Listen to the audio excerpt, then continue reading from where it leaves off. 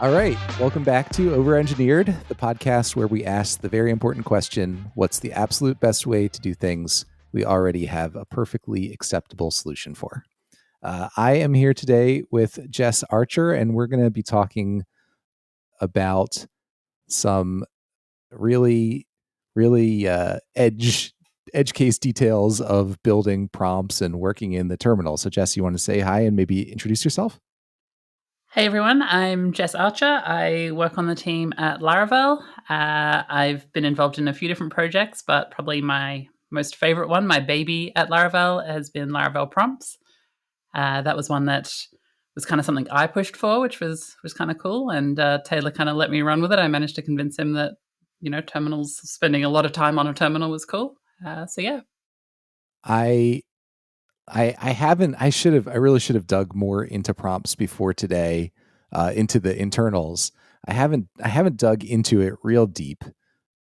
I certainly have enjoyed the results of your hard work, and we've been talking a little bit about some of the hardest parts about that. Where this kind of conversation stemmed from, I guess, was I had Joe Tannenbaum on the show, and we were talking about his kind of crazy TUI experiments. And I don't remember honestly if it was on the show or just when we were chatting. He was just talking about how horrible it is to have to work with all these ANSI escape sequences when you're building these terminal UIs, because basically every simple, what should be simple operation turns into just like this horrible, either keeping track of these escape codes, or sort of pulling them out with a regular expression and then popping them back in, or just having to do all these gnarly maneuvers with them. Yeah, it's pretty different from working on the web where you've kind of got a lot of these kind of nice APIs that wrap around stuff so that, you can throw a text input on a page and not even think about it.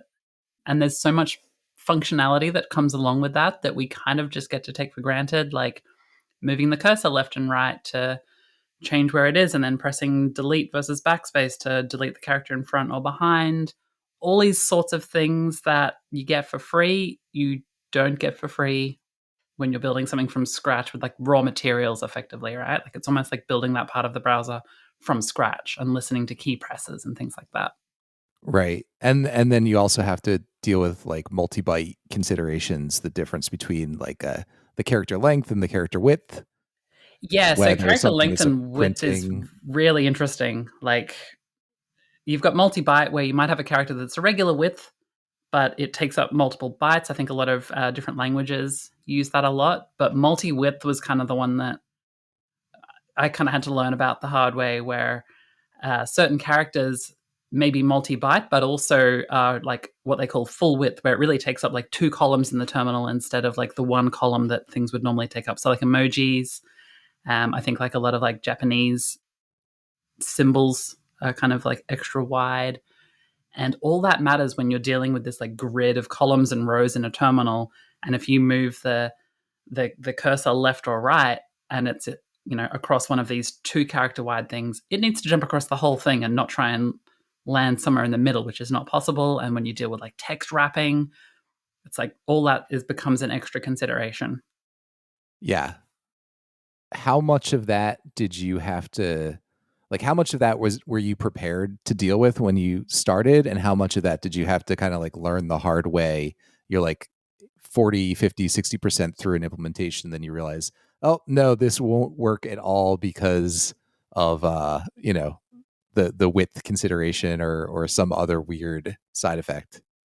I pretty much had to learn most of it the hard way. I'm kind of I kind of live in the terminal mostly. I'm all into NeoVim, all these sorts of things. So I do all my text editing in a terminal. So I kind of had some familiarity with escape sequences, mostly for just changing the color and making things bold. I've kind of used a little bit of that in some scripts I've done, but never to the sort of extent that I realized would be required for prompts. And the thing that kind of sparked it all was we had like the Symfony console components that we were using, Yeah. and they're really good. They get the job done. The text input in particular seemed completely fine, but like the ones that really kind of were driving me to want to do something different was the select and multi-select components. To do like a multi-select in Symfony, you've got to like type out and comma separate the values. And something I never really noticed or appreciated at the time was that in Symfony, everything you do happens on the very last line of the terminal. So there's Oh, no like kind of interesting. arrow keys to move the cursor up to choose the multi-select items. You're just typing on this very last line of the terminal. And it turned out that was actually pretty key for like there were some reasons they did that I didn't appreciate at the time. But I was looking at things like the Vue installer that's using Node and I think like this package called like Turkle Prompts and a thing called Clack. And I was like, man, they've got really cool stuff over in Node.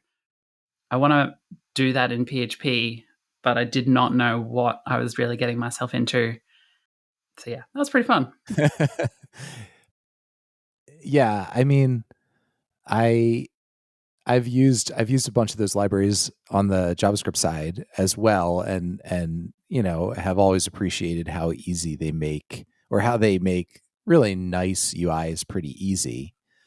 But I never really thought about any of those really concerns either. And it's like there's kind of two classes of string manipulation on the terminal, right? There's the stuff that you were talking about at first, the color and bold and like Mm-hmm. foreground, background, that stuff. And that's really all I've ever dealt with. I imagine that's all that most people have ever dealt with. But then there's a whole other class of escape sequence that's about moving the cursor and clearing the screen, right? And that's the stuff that you had to get really deep into to make those more sophisticated interactions happen. Exactly, yeah. Like the main thing I wanted to do at first was be able to just push the up and down arrow and have it like visually go up and down the screen over the selection itself so that I could then Mm-hmm. just push enter to choose the one I wanted, or if it was a multi-select, kind of do that thing where you just push spacebar to like tick and untick the various options. I wanted it to feel like the web, right? Like kind of like what we're used to having. But there's kind of like this whole aspect where the way prompts work, it effectively goes into like a while loop where it's just waiting for key presses. And that was kind of fine. But like by default, when you listen for input, it's going to output it to the screen as you're typing.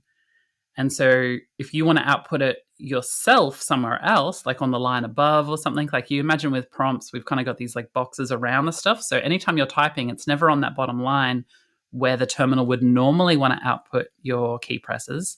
It's kind of like a Mm-hmm. few lines up. And so there's all sorts of things we had to do to like stop the terminal from outputting what it wanted to output and being able to listen for things like Control C so that we could actually handle that in the way we wanted to handle it. And long story short, that's kind of the reason why prompts at the moment doesn't support like native Windows without WSL, because there's some limitations in PHP with Windows on how you can tell it, I don't want you to output these things and I need to get Okay. everything you press. So by default with PHP, when you listen for key presses, it's not actually going to get into PHP until you push enter. Oh, But interesting. we need to actually get each key press at the moment it happens. And that Right. involves calling out to a thing called STTY, where it basically tells your terminal how to behave. And that doesn't exist on Windows. It's technically possible. Interesting. Someone did a proof of concept where they wrote like a C extension for PHP on Windows and were able to do it, but it hasn't made its way into PHP itself yet, but I'm hoping it will. So yeah, there's those two aspects. There's listening for those key presses exactly when they happen and not outputting anything to the screen, like not having the terminal do it so that we can control where it is. And that's where then these other escape sequences other than color come into place, which is things like manipulating the cursor position, because effectively anytime you want to output something, the terminal is going to output it wherever the cursor is currently positioned. So where that little flashing thing normally is, and normally that's at the bottom. So we have to kind of control, no, go up two lines and then go in two columns, because that's where like the text input is starting, and then output the words we want to see. Another kind of side effect of that was we had to disable the terminal's own built-in flashing cursor that it normally has Right. and put in a fake one. So when you're typing in prompts and you see that little square cursor, that's not actually the terminal's cursor. That is a space character that's had its background inverted to be the opposite background color of what the terminal is. So it's a virtual cursor effectively. Mm-hmm. But all those things factor into the widths of stuff and where should that be? And if you get to the end of the text input, where is that? The other kind of part around like the cursor manipulation is then erasing stuff that's already on the screen. So again, if you've kind of just built like a command in Laravel, you're kind of used to just outputting stuff to the screen. You can put it in a new line when you want to go to the next line. But when you want to actually go, no, that thing that it's now been typed, the person's pressed backspace, so I need to like go and remove that. Then there's a whole set of ANSI escape sequences that let you delete things that are on the screen. You can move the cursor back and then anything you output will go on top of what was already there. But if the thing they typed was long and then the new thing that they've typed is now short, and you only overwrite the parts that have changed, the old stuff will still be there. So you kind of need to consciously like erase bits of the screen and put the new things on there. And the way it works in prompts is it almost feels like a render cycle in something like Vue or React, where it like Yeah. has this kind of frame and it has to like do re-renders. So every time a key press happens, the entire prompt gets like re-rendered. It kind of moves the cursor up, erases everything downwards, and then re-outputs the new state of the prompt. Yeah, that I was wondering about that. When I was talking with Joe about it, we made that React analogy, and it sounds like that's so. There's kind of like there's two pieces, right? There's like a state machine almost that's tracking the state of the. It really does feel like a JavaScript component, right? You've got like Yeah, a component with state, and then you've got a renderer, and the renderer is like a pure function that takes the current state and outputs what should be displayed on the screen, right? That's kind of the fundamental exactly. basis So of all every these. key press, that whole cycle is happening. Thankfully, terminals are now fast enough that you don't really see that like kind of flickering. Mm-hmm. There are times where you can potentially see like a little tiny bit of flickering, which is kind of common in a lot of terminal applications. If your Mm-hmm. computer's under a lot of load, there might be that small little glitch, but I think that's the general kind of approach for doing those sorts of things. I'm not aware of any other ways of doing it. Yeah. Have you considered doing like almost like a diff and some sort of like, I don't even know. This seems like it could be just absolutely horrible to try to implement, but like Mm-hmm. some sort of diffing algorithm where you're like taking the prior frame and the next frame and just comparing the two and then trying to somehow like computationally figure out what's the least number of sequences that's necessary to get to that second state. Is that something you Yes, explored at all? definitely. So the kind of up until very recently, that's exactly how it worked. It would have the previous Oh, frame okay. and then the new frame, and they were both kind of broken into an array of each line. And if only one line had changed, it would be smart enough to just move the cursor to that line, erase that line, and put the new contents in there.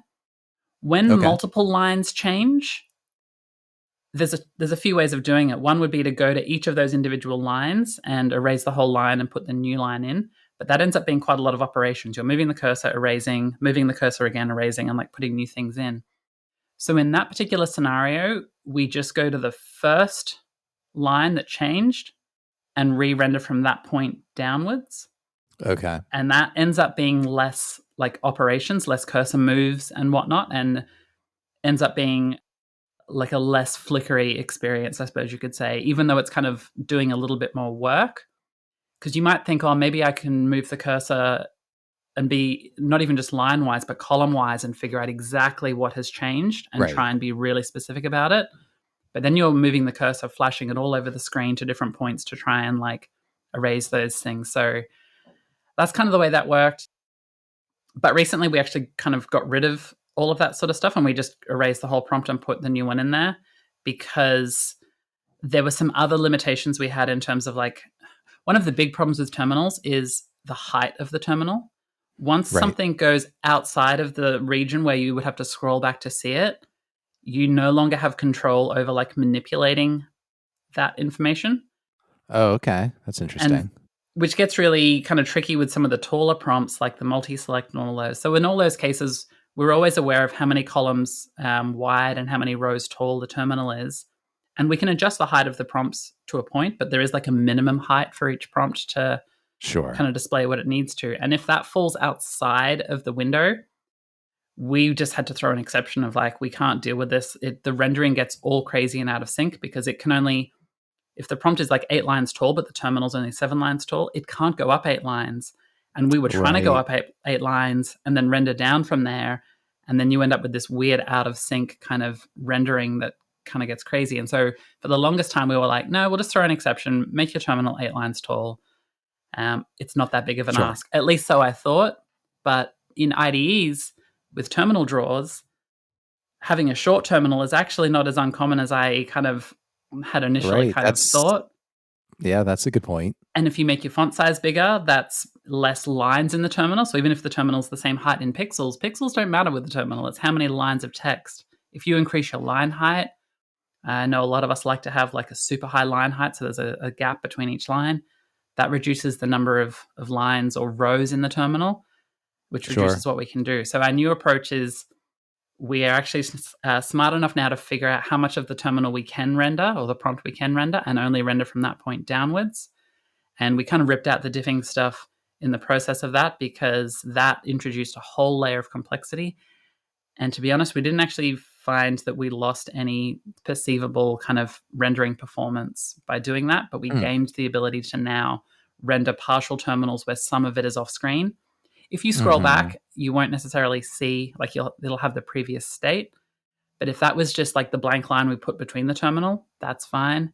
Worst case scenario, maybe the first line of the prompt has the yellow background has happened because of a validation error. And if you scroll back up, that part of the border won't be yellow like the rest of it. Sure.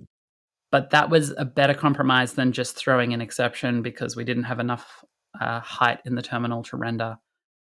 And it gets really gnarly when, like, if you're building something with multiple prompts, the first prompt might be a text prompt, only needs 5 lines, but then the next one is a multi-select that needs 7 lines minimum.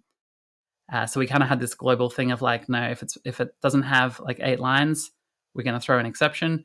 Even if you're only using text inputs that don't need that height, we didn't want to throw an exception partway through when they've already entered something in there. So it's like, it was horrible, but it's better now. Mm-hmm. And that was a long answer to the diffing question.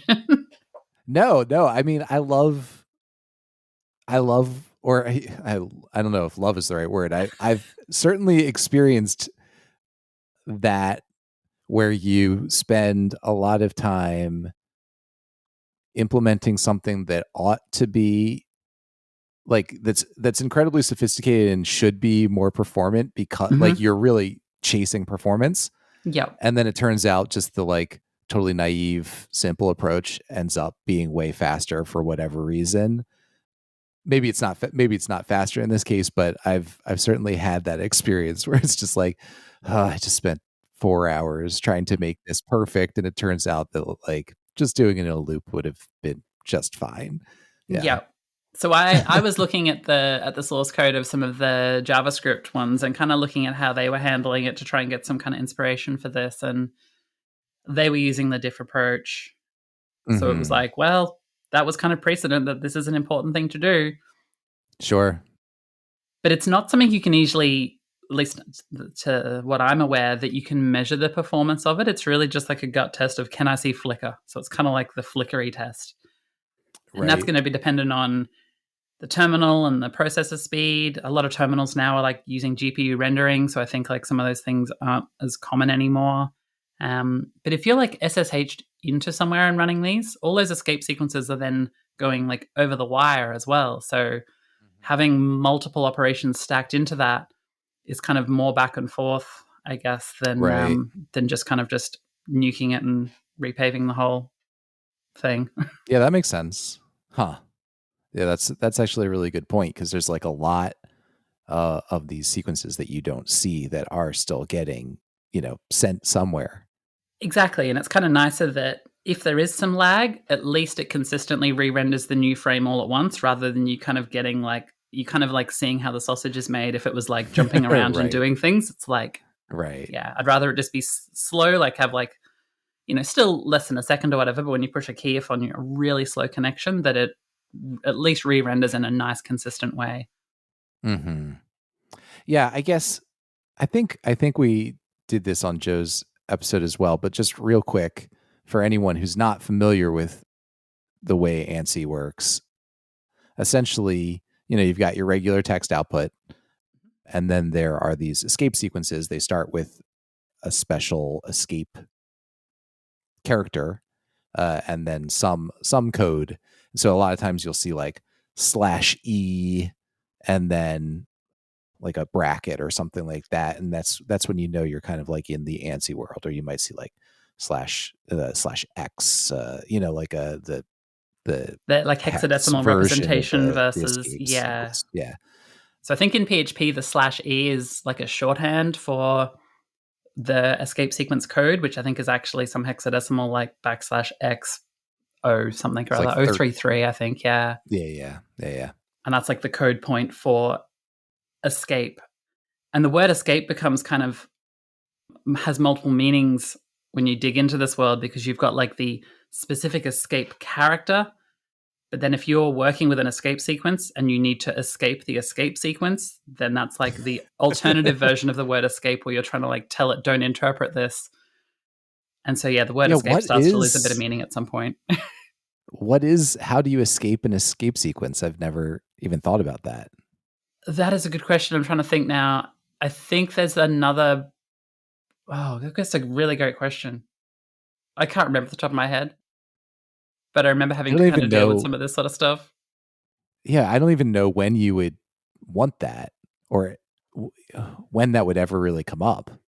So I had it when I was trying to build a slideshow about prompts and about escape sequences. And Okay. so, at least inside a PHP string, if you want to escape the escape sequence, I think it's just another backslash in front of the /E, so that Sure. the second backslash is now Right, you're escaping escaped. the slash. Yeah. Yeah, and that's becoming now it knows this is a literal backslash, and then the E that follows it is like a literal E. It's don't interpret Right. it as a /E to become an escape sequence. Right. Yeah.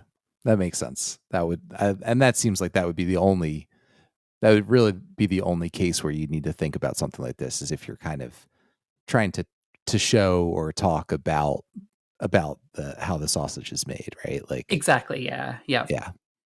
Huh. But there is a lot of stuff where you still need to be very aware of those sequences. So in terms of like calculating the width of something, those escape sequences are invisible. They're effectively like zero width, right? So we kind of talked about a regular character being one column, emojis and things being two columns. An escape sequence is effectively zero columns. However, from PHP's perspective, if you've got a bunch of those inside a string, it's going to see the /E as having one width, and then the letters that follow it, like the square bracket that signals that it is an escape sequence, and then the numbers that follow it that are saying be bold or be red or whatever it might be. Those all count towards the string length and the string width, funnily enough. So even though PHP has functions to determine the string width, it's not aware that an ANSI Interesting. escape sequence shouldn't have any width, because from its perspective, it's a more generic width, as opposed to like what is the width from a Right. terminal's perspective. Right. Yeah, that's really interesting. So the multi-byte width function just happily will tell you that that's part of the width. Exactly, 100%. So it'll report a width that's much wider than will be. So when we're calculating what the real width is, we've got to strip out all those escape sequences.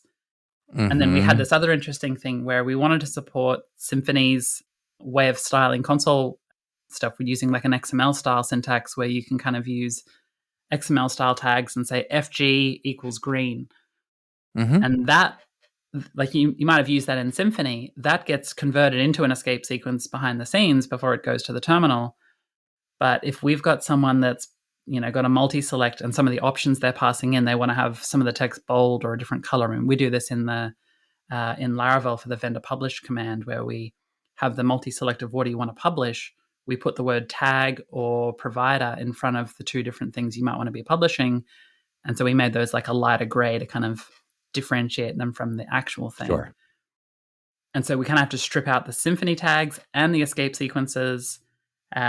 I don't remember if there's a reason why I didn't render it first to escape sequences so that then I only have to deal with escape sequences and not Symfony tags as well. But yeah, I it was just just going to adds ask to the that. Yeah. complexity of all the stuff you're trying to keep track of. And keeping track of where the cursor position is probably one of the biggest challenges, because if you go across, like the multi-width character, then it needs to kind of go, well, the cursor position has moved 2 columns, but it's only one character in terms of the sense of if I press backspace, it has to delete a character. So then the cursor position Yeah. effectively moves back 2 positions then, but in the length of the string, it might have only been 1 position. And there's Right. so many times I kind of got bitten by confusing length versus width in terms of the string. And it's not a case of it's always width. Sometimes it's length and sometimes it's width, depending on what you're doing. And these are all the things I did not know I was getting myself into when I started this project. This has this really feels like one of those things where, there's like that, I don't know, that saying, like, a lot of times we only take things on when we don't know that they can't be done, right? Like the number of things that you kind of people end up accomplishing because they're like naive enough to not know that it shouldn't be possible, like they end up succeeding, right? And Yep. I don't know, I find myself falling down that hole a lot as I age, just being like, not even going to take this on because I know how awful it's going to be. Do you think? Yep. Do you think if you knew then what you know that now, you would have taken prompts on the way you did, or do you think you would have been discouraged from the start? I think I probably would have thought that it was too big for Taylor to agree to. I still would have wanted to do it myself, but I Mm-hmm. was hoping to do it, as part of my day job, right? And Right. so I had to kind of sell it to Taylor of like, is it okay if I spend this time working on this thing? And I definitely didn't like, I did a proof of concept very early on so that I had something to show to him to kind of give him a teaser of like what was possible. And the Sure. problem I was trying to solve initially, the thing that I thought was going to be hard and the cool feature was just moving the arrow up and down. So the first proof of concept was a select component where you could just move the arrow up and down and hit enter on the option you wanted, because that was kind of something that we didn't have in Symfony. You can press the arrow Yeah. keys with Symfony, but it just kind of changes what's in the bottom line of the thing you've typed in. So you can kind of use that a little bit. That part doesn't work on Mm-hmm. Windows for various reasons. So yeah, I guess I don't know. I'm so happy with where it got to and what we have now with that I would not not do it again. Sure. I feel like it was just such a cool thing to have, but I definitely was not prepared for the cursor manipulation stuff that I didn't really include in my proof of concept, because I kind of assumed that part would be pretty straightforward and that it was Right. really just arrow keys and re-rendering above the bottom line that was going to be the only challenge. And that ended up turning out to be probably the easiest part of it. Right. How long did it take altogether? Do you remember? Uh it was kind of like an on and off sort of thing. So I was working on a Sure. few other sort of projects. So this was kind of I wouldn't say it was like a 20% time type thing, because I definitely worked on a lot more than that, but I had some other things on and was also working on Laravel Pulse around the same time as Mm-hmm. well. So I was kind of switching between the two. Um, there was a good Two easy few, projects, right? yeah, just very, really easy projects. Yeah. There was definitely probably a few months of solid work into it. Mm-hmm. So I'm very, very grateful that I was given the sort of time. And it was one of those things that because I was able to kind of keep showing progress, and Taylor thought that it was really cool, because I think we're like, all of us, we love working on the terminal. It just feels like we're hacking into the matrix or something. And kind of seeing the promise of what we could do with prompts just internally in Laravel in terms of like the Laravel installer, making it much nicer for our install prompts to say, do you want Breeze? Do you want Jetstream? And then based on that, do you want to use Vue, React, all those sorts of things? It was going to be a huge win for us. And then we figured it was also going to be something that the community would also love to use in their own stuff. But I honestly I wasn't prepared for how popular it was going to be. Hmm. how many times I had to stop for applause during the announcement talk in Nashville. I did not, I kind of It expected there'd was be the people wild. to just be like, oh yeah, that's pretty cool.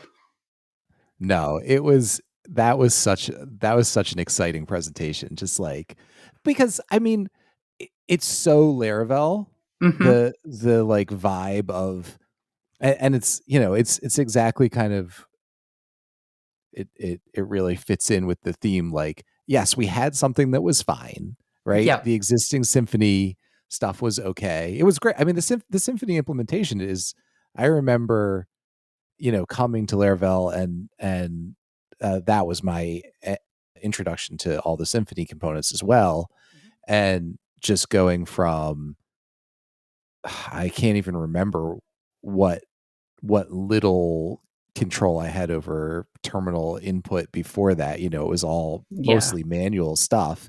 And so to be able to just like throw, bracket info, whatever, into the print line function on Symfony, is like, oh my God, this is incredible, right? exactly. So, it's not to say that that isn't really, wasn't really a big step forward for building terminal UIs in PHP, but there is like sort of this just appreciation for things that are better than average, right? And beautiful. And Yeah, prompts really like really, really lives up to that. It's like, let's take this thing and make it as good as it possibly can be. And that's, I mean, that's how it feels like to me. I'm really impressed. It's fantastic. well, thank you. Yeah, I think Nuno had like just recently gone through an exercise of like restyling the Symfony ones we had. Mhm. And then also just the fact that Laravel's a web framework. So like the command line side of things is not its like bread and butter. Mhm. So it really just made me think that one, Taylor might not be excited about it, and two, the community wouldn't be that excited about it. Um, but yeah, it turns out I was wrong on both accounts, thankfully. I thought it was super cool. I just didn't think everyone else would because I'm super in the terminal with all the NeoVim and all the hassles I go through to stay in the terminal to do all my text editing. But yeah, everyone else liked it a lot more than I expected. Yeah, well, we're all nerds. We love this stuff, Exactly. right? It's like, it's the most nerdy of the nerd stuff that we get to work on, is The like, terminal for yeah, bring up sure. the terminal and show some progress bars, and all sorts of crazy stuff in there. Yeah, and then like the first version of it, I just made it look like the Node version because I was just kind of like trying to see what was possible. And so the very first Mhm. version looked exactly the same as like the Vue installer. I kind of like mimicked the Vue installer. Okay. But once that was kind of like cool, and now I know what's possible, what the realm is. I'm like, I want to give it like a new style, like a unique style for Laravel so that it doesn't just feel like it was something that was just copied. And that kind of brings us into a whole other range of interesting characters in the terminal, which are like these block drawing characters. Mhm. So there's this whole range of characters for drawing symbols and all sorts of things. But one of them is these kind of line shapes where you've got like little corner pieces, Mhm. vertical straight pieces, and then like horizontal straight pieces. And there's some that have got like double lines, different thicknesses. And so then it was Yeah, like, there's cool, all I've got sorts of these. different like sets of those, right? Exactly. There's Yeah. almost like There's a like, grayscale one that's like dithered, and I yeah, with all think, the little dots yeah, and stuff so that it's not yeah, like completely solid. And it was almost like playing with Lego at that point, right? Because it was like, these uh-huh. are all the pieces I've got to work with. I want to draw a box and draw that. And then I think one of the like biggest moments where I kind of was just so excited about it was when I added a scroll bar. So when you've got Mhm. like the multi-select and the single select, instead of it just always like going like if you've got 100 items that it would have to like somehow draw 100 items on the screen, which as we know now is not possible with terminals to go outside of the visible area. Right. So it's like we need to be able to scroll. What would a scroll bar look like on the terminal? And Yeah. so I kind of used like a thin line for the main scroll bar, but then there was a slightly thicker one I could use for the thumb, I think they call it on the scroll bar or the Right. handle. And Yeah. then changing the colors of those as well so that like it was this nice blue color for the active bit that really made it feel like the web. And I feel like that was probably the point in the talk where everyone kind of was really excited about it. which was so cool to see because that was like internally when I shared a GIF of that, everyone was like, "What?" That's yeah, because even the like the JavaScript stuff, maybe some of them do, but in general, the the select option, the multi selects that I've played with, it's it has like a window, right? A windowing component where you can scroll up and down. Yes. And you can scroll up to get to the bottom and scroll down. Yeah. But I don't think I had ever seen a scroll bar Like a in. visual kind of indicator Yeah. of where you are. And Yeah. even that was just a whole small exercise on its own because let's say the multi-select is like we can show 4 options at a time, but there's like 100 options. So there's only 4 positions where that scroll bar thumb can go. So one of the kind of things I wanted to make sure was that the scroll bar thumb was never in the top position unless you were on the first item, and it was never in the bottom Okay. position unless you were on the last item. So there's this like Okay. kind of complicated thing where it's like figuring out where to draw it. And so it basically says, well, if I'm not on the first one or not on the last, I'm excluding those. So in a 4-line one, there's only 2 positions then where it can be, and then figuring out, well, Sure. I'm in the first half of those, so it's going to be in that position versus I'm in the next half, so it's got to be in the next position. A whole lot of rounding and percentage calculations and all these crazy things that go. But the whole experiment was particularly challenging because a lot of these things you don't know what it's going to be like until you can actually play with it. Like I could do a mock Absolutely. up and output what it might look like, but until I can hit the arrow keys and watch it move and see what it felt like when I got to the bottom and then cycle back around to the top, you don't know until you can actually play with it. The Yeah. static kind of version of it doesn't do it justice. Does I don't remember. Does the handle length change in relationship to the total No, height that you have? No. no, don't give Okay. me ideas. All right, let's see here. It's May 9th. Let's see when that PR comes through. And then, like, the same sort of problem happens with the vertical aspect on like a text input, right? So, like, you're moving the cursor, but if you've typed something that's wider than the terminal, the Mm-hmm. cursor needs to kind of go to the end. And then we have these little, like, the 3-dot ellipsis to show that, like, the front of it has now been truncated. But then as you move the arrow back to the left, it has to kind of then go, oh, well, now I'm maybe truncating some of the start and the end of it. So you've got to like reserve one Right. character for that, unless there Right. is no truncation. And then we don't want to reserve that character. We want to kind of take it away. And all Right. the calculations to figure out like how much of the string to display. Something that I didn't end up putting in the time to completely make exactly perfect. But if you've used like a text area on the web and you type a whole lot of stuff, when you move the cursor, and go to like the left, like to go back, the Mm-hmm. string itself won't change what's truncated until the cursor gets to the first position, and then the whole string will start to move along. And then if you go back the other way, this is really hard to explain, and anyone listening to this is going to have probably. I don't think my hand gestures are even helping sell it, but the idea is that I would think the way that I thought was that if I knew the cursor position, then I would always know exactly how much of the string to cut off. But it Okay. actually kind of depends on the previous state of where you've come from, whether you've gone Right. left or whether you've Right. gone right. So it's not a Sure. case No, of that like, makes. given a cursor position, always look like this. And that's how it currently works. And it feels nice enough when you move the cursor backwards. But I would prefer it if the string didn't move until the cursor had reached the like other end before it then started scrolling. Right. It took it.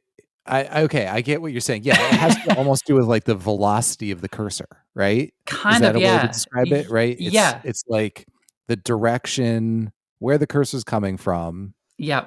determines how you're truncating the side. Yeah, that makes perfect sense to me.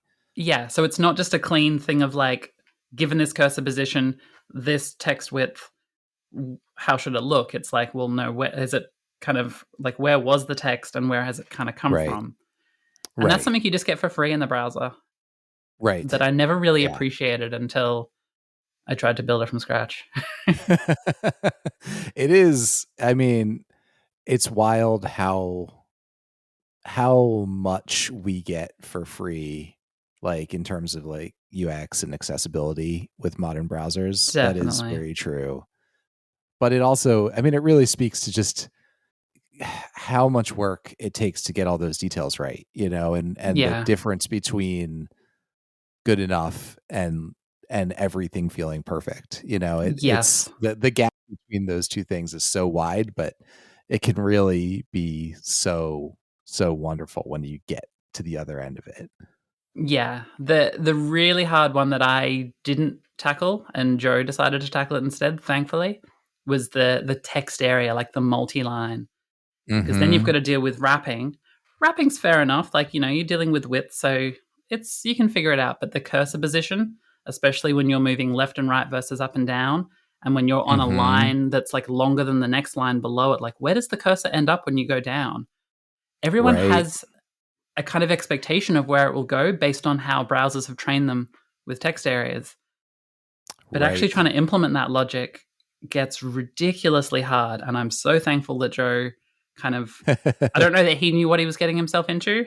We had a lot of back and forth on like tweaking the behavior of it. Cause again, it was one of those things that you can kind of imagine how you think it should work, but until you play with it in the terminal, you go, that doesn't feel right. That's not what I'm used to. Like when I push Right. down, I'm expecting the cursor to land here, not there.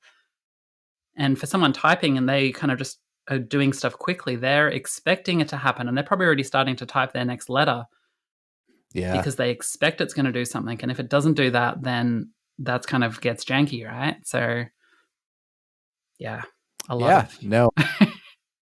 Did you it just occurred to me, did you have to deal with this is an area where I cheat Okay. and I just remapped my terminal so that it sends the correct sequences, but I just use the Mac keyboard shortcuts. So I actually Okay. don't know what they are. But like if I want to delete back an entire word, right? Mm-hmm. Like on a Mac, that would be like uh option backspace, right? I think that's right. I don't know. It's like one Yeah. of those things where I can do it with my hands, but I don't know what keys I'm hitting. Yes. And in the terminal, I'm pretty sure that iTerm is just set up to send some sequence that is standard for delete back one word. Am I just making this up or did you No, have no, to deal with those? you're definitely onto something with that. So on the terminal, the like main interface you'll be using when you're kind of typing stuff is called readline. And it has a Mhm. ton of built-in kind of shortcuts. I can never remember all of them, but like I know the main ones of like go to the beginning and go to the end. A lot of Mhm. terminals will kind of map like the home and end keys to do those sorts of actions, but Right. they're almost like an alias for I think like Control A and Control E maybe are the ones to go. And then there's other Okay. ones to move backwards and forwards words and delete all that sort of stuff. So we didn't want to completely re-implement like all of the readline stuff. So we kind of just Yeah. chose the kind of expected ones. And there are limitations as well. So, like for the text area prompt, for example, I really wanted to be able to have Shift Enter go to the next line, like insert a break and enter to submit it. But the Mm. terminal doesn't, like, at least in PHP, there's no distinguishment There's no between, like, there's distinction. no Yeah. event when Shift happens because that's not like something the terminal gets. And then Right. if you press Shift combined with Enter, it's not a different code that comes through. There are other things where shift does change, like obviously shift in a letter gives you a capital letter, Right. and there are some other things where, obviously control plus something else. We don't get the control key has been pressed and now this other key has been pressed, like control C. We get through Right. like a sequence or of like control C specifically has been pressed, but there are limitations in what are available there.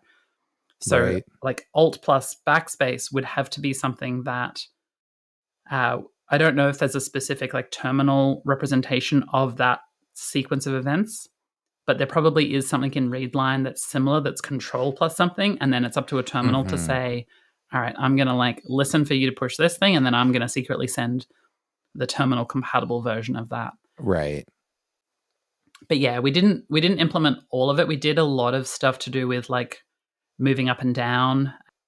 Mhm. There's like I can never remember exactly which control sequences are, but I think like the Emacs people know them because I think Emacs uses a lot of readline related stuff. Okay. Being a Vim person, I wanted HJKL to go up and down in select boxes, so I built that in. Sure. other people kind of contributed more things. So we have this whole class that's literally just a mapping of like friendly names to what different like key sequences we receive mean. So like a Okay. delete versus a backspace versus like a left Mm-hmm. arrow, a right arrow, and some terminals send a different sequence for left and right arrows and up and down arrows. So we kind of have like two versions of that. I think it stems Okay. from the difference between the up and down cursor keys versus the ones that are on the number pad. If you've got like those, like a full size Okay. keyboard, Sure. I think those actually technically send different Oh, different that's characters wild. through. But again, it depends on the terminal. Some of them might go, Right. I'm just going to send the same one for all of them. So there's all these weird little differences and inconsistencies. So we just tried to support all the common ones we can and fix things as we needed to. But Yeah. we were also trying to make it feel like the web, right? So we wanted like tab and shift tab and all those sorts of things to work. Thankfully, shift tab was a thing. Mm-hmm. So we have that. And using like the spacebar to select stuff, that's not really a terminal convention. That's a web convention, but we wanted to kind of make it feel like the web. Sure. I mean, I know for a fact I use Ansible a lot for deploys, and I could never remember all the Ansible commands, so I built like a little terminal interface, and it's using one of those node packages, and every single time I have like a screen that's like, okay, pick which groups you want to run plays on, and I hit spacebar to select a group, and then I'm like, nope, spacebar doesn't work in this. I have to hit enter.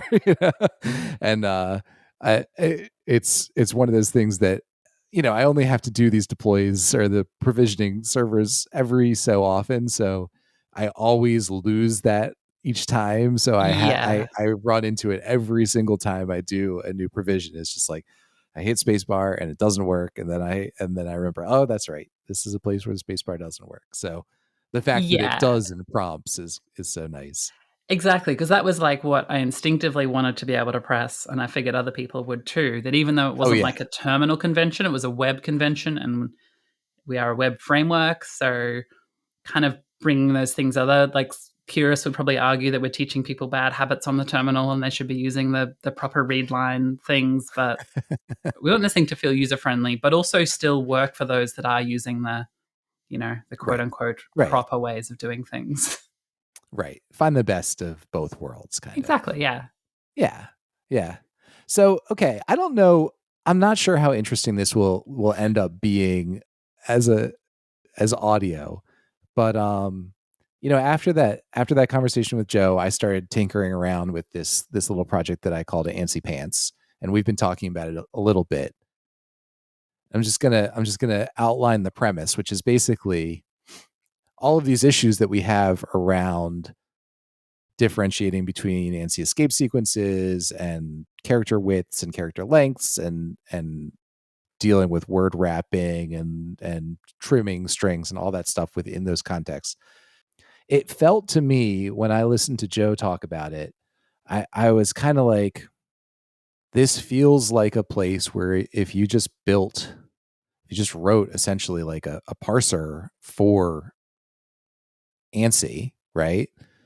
And like tokenize all of that content into each character, and the character has information about like what the state of that character is, what's the background color, what's the foreground color, all the different properties that you can set for through those escape sequences.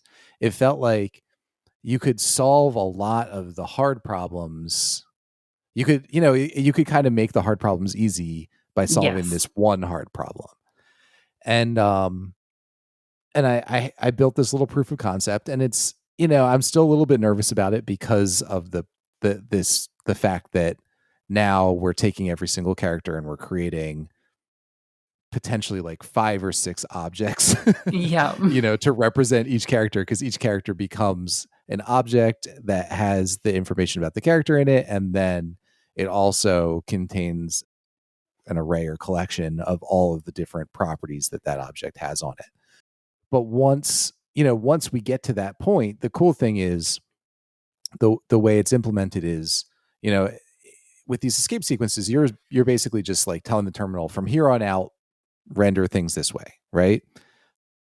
So you might have like ABC and then an escape sequence that says red, and then DEF, and DEF will all be printed in red just from that one escape sequence. Yep. But if we take that out and basically just say, okay, ABC has no properties on it, but D and E and F each have like a red flag set on them. It's almost like they Now, inherit it from the earlier previous in the point. Yeah, string, yeah. right? Yep. Now we don't have to keep track of where those escape sequences are anymore because we know at each character point how it should render.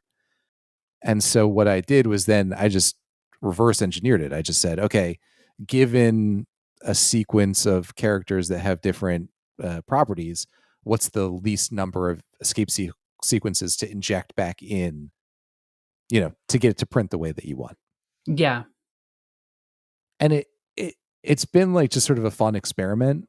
And I was just curious, like, at this point I played around with word wrap. I played around with, substrings. The nice thing is like doing something like string width versus length, or kind of understanding the where characters are in relationship to each other on different lines becomes kind of easy, because each character, whether it's a zero width or 2 width character, ends up being a single object in the array, right? So Yeah. if I'm on the 4th character on the first line, and I hit down, like, we can very easily figure out what's the 4th character on the second line, even if it's a 2 width character, right? Yeah. But I'm just curious, like, what are these like what are the primitive operations that you ended up finding to be most difficult to reason about? I know that Joe said that word wrap is like the boss, the final boss, Word wrap is or was. surprisingly very boss like. Even if you take the cursor position out of consideration, normally when you wrap something based on, like breaking at the end of, like, you don't want to break in the middle of a word. You can have word wrap functions that obviously just do hard cuts. There's the Right. scenario where normally we don't want to break a word, but if you've got one word that's the width of the full, like is taking up the full width, then you have to break that one. Yep. But the other thing that kind of like adds on to all that is when we're rendering it in prompts, we've got a border around the thing that's been wrapped. And so Mm-hmm. to draw the border characters on the edge, we've then got to go and add in a bunch of space characters, because like once you do the wrapping, you've got this kind of like ragged edge, right? Where like not all lines are equal length. So then you've got to go and pad them all with spaces so that when we draw the line character at the end of each line, that those all line up and have the right amount of padding. We didn't want the characters to butt up against those. So there's all these little things in there that's like, add this for padding. All of prompts is offset from the edge of the terminal by one character as well. And all these Mm-hmm. little things in isolation is like, yeah, cool, cool, cool. But then when you kind of try and build up this thing that's like trying to do this all, but also in a way where the code is not going to be completely horrible to come back to in, 3 days' Right. time, even. And so having some of these kind of abstractions like that, I can see like huge value in that, because you can kind of have a bit more like declarative code. Because like the problem with a lot of this string manipulation stuff is it ends up being very procedural, a whole lot Mm-hmm. of like kind of temporary variables that are used multiple times. It just gets kind of really full on. So those sorts of abstractions are great. Obviously, as you said, there is the performance cost of newing up, an object for every single unique character. I think for like you kind of limited the amount of characters based on like the size of someone's terminal. I think Right. in your case, because you're not necessarily like with ANSI pants, you're not necessarily having to worry about what's in the renderable area. So someone could literally pass in like a million lines of text, and it's fine that it scrolls off the screen because it's not trying to like rewrite over that part. And so then you're Right. potentially dealing with a lot of objects and memory issues. But even just the exercise of writing a parser is incredibly fun. and trying to build up like a little abstract syntax tree that represents it all and all that. Yeah. I've kind of done similar exercises, mostly to do with like trying to find where the closing parenthesis is, because regular expressions can't actually do that very well. Yeah. Yeah, it's a very fun exercise, but it also has a lot of practical benefits. As with everything, there's obviously the trade-off of the memory usage and everything, but Right. Yeah, I it think seems to me, I mean, I haven't done any benchmarking, but it's, it seems to me like it shouldn't be that big of a deal, right? You're only showing so many characters on the screen, yeah. and as long as you're not keeping all this stuff in memory, it's fine, right? Yeah, and You're there's ways of working around it. Like let's say you wanted to word wrap an entire book in the terminal and spit it out. Doing an entire book, having those individual objects, you're going to lose all your memory. But you Yes. can always break it down into smaller pieces and like Right. chunk Yeah. through it. So there are ways around it if you are dealing with scroll back and being able to have that many characters. If you're dealing with prompts, scroll back isn't really an issue. We're only dealing with what's fitting inside the window. And so the memory of that's probably going to be pretty minimal. Yeah. Yeah, I could see implementing some sort of like windowing function that just is like, we're only keeping track of what's Of this little bit, within yeah. these boundaries. Yeah. We do want to be careful with memory though, because like if people are using these in their command line applications, I know those tend to be where I use the most memory just doing stuff myself. Like I might be creating a database Mhm. seeder that wants to seed, millions and millions of records. So I'm kind of trying to build these up and chunk them, and I need batch sizes, and the bigger the batch size, the faster the thing will run. And if I've got a lot of memory taken up by just the tooling that's around all of that, then that's, not amazing. Yeah. Yeah, that would be a problem. I think the piece it's right now I'm using a lot of enums, which means that a lot of the objects are reused, right? Each Yeah. flag, only has one instance in the application because it's just like the the foreground red flag only needs to exist once. You can reuse that same object everywhere. So I think it's fine. Yeah, what are some of the other sort of traditional string manipulation functions that you found to be just like surprisingly difficult to get right? I mean, yeah, the width versus the length thing was probably like the biggest hard pill to learn at first, or hard pill to swallow, I guess. Yeah. It That was really is anything to do with like horizontal or vertical scrolling just became the mhm. hardest to figure out, like what you're displaying at this point in time, where like the cursor is supposed to be, and then relative to that, what am I supposed to be displaying on the screen? So there's like kind of all this state and all these extra calculations that need to happen Yeah. to only show the bits on the screen that you want. Because the text area prompt that Joe created, for example, not only have you got to deal with all the word wrapping, but there's also a height on that, and so that scrolls internally within itself. Right. And with a normal text area, you give it all the text and it just like handles what's not visible and what is visible. So we have the same thing with this one from the developer's perspective. They can chuck in whatever text they want. But when we're rendering it, we don't, like, the terminal doesn't know about the lines that are off the screen, because we can't tell it, oh, this bit, don't show this bit. This is, in a text area. We have got to specifically say, you're drawing these exact characters. And so we have to be very specific about what we tell it to draw and manage all of that state ourselves. Right. Yeah, it's funny. I was just using the text area for the first time, and I was trying to figure out. Now I have it up. Let me see. So if I have 3 lines, okay, and I can move my cursor, I see. So moving the cursor basically just means you're essentially just changing the background color of Yeah, so the that's I character guess that's another like thing as under well, is if focus. you're partway through some text, so your cursor is over an existing word, then the cursor is effectively just an inverted background color on the character you're on.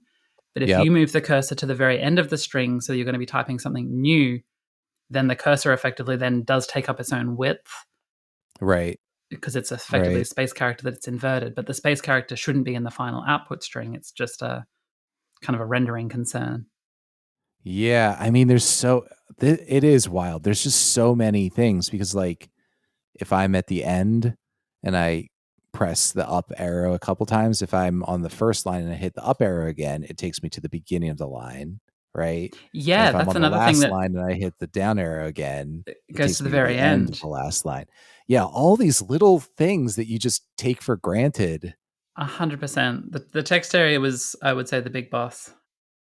And that, yeah, once again, Joe was the one that thankfully solved that. I mostly just helped out with testing it and finding all the edge cases that would break it.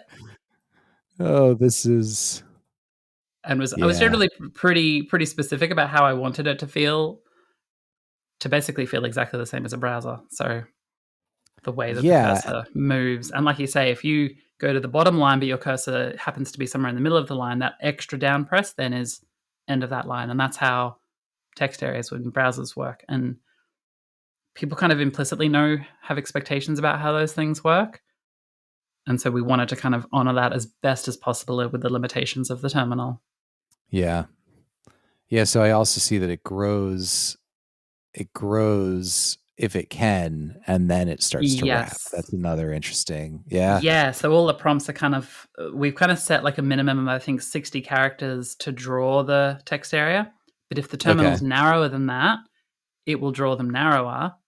But likewise, Mhm. if it's 60 as kind of its default, but you start typing a whole lot of stuff, we'll expand the text area to the full width of the terminal before we start scrolling. So we didn't want to like arbitrarily scroll and cut off something where we could display more of it. So Right. there's kind of these minimum, there's a minimum desired width, but it can go narrow based on the terminal, and then there's a hard maximum, which is the width of the terminal.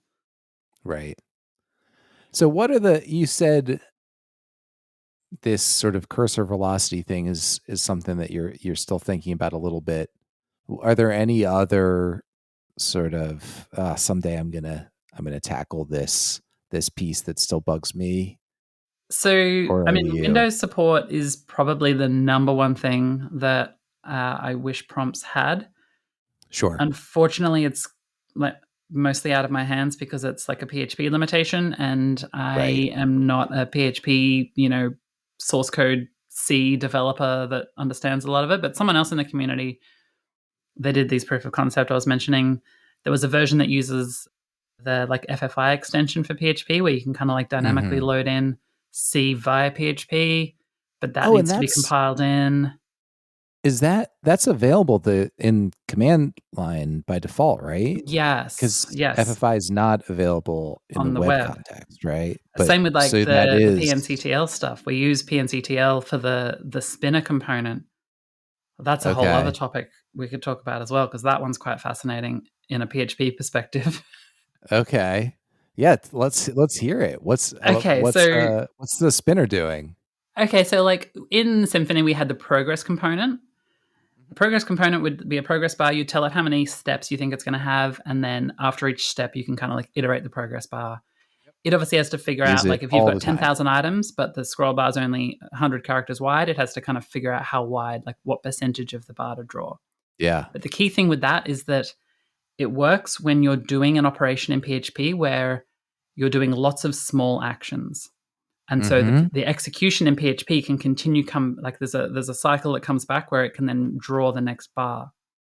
Yeah. With the spinner, it's something that's one in like spinners are for more when something is more an unknown time frame of how long it's going to take. So we don't Sure. have like, we know it's going to be 100 steps. It's like something that's in progress. But PHP and its like single threaded nature means that when we're Right. executing someone's callback that's taking a long time, let's say it's downloading something, PHP is Right. busy now. And so we Right. can't You have no say, well, idea. draw the next frame of the spinner. And the spinner renders constantly. It's just drawing, it's cycling between like 4 different frames or whatever it is to draw the kind of the spinning little progress Mhm. indicator.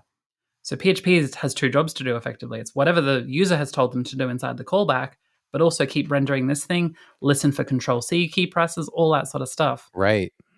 And so in the Node ecosystem, not so hard to do, right? You've got a lot of async stuff Right. built in. That's easy. That just PHP, happens. Yeah. normally not, not something that in PHP I find is a limitation, but with this it was a limitation. And so Right. the solution to this, though, is to use forking.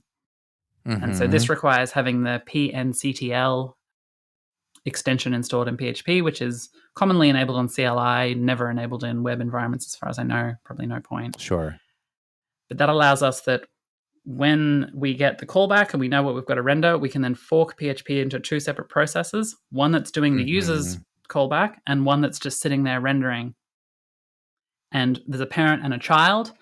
And so I can never remember which job we gave to which one, but it was important. I think the parent in this case had to be the one that's doing the rendering and the one that's listening for Control C events. It needs access to the keyboard input. The parent can kill the child, but the child can't kill the parent. And that's like a dark sentence to say in in a non-programming context, but here we are. So yeah, so it was kind of important on that so that it could always go and have the PID of the child, the process ID, so that it can go and kill it early if it needs to. Right.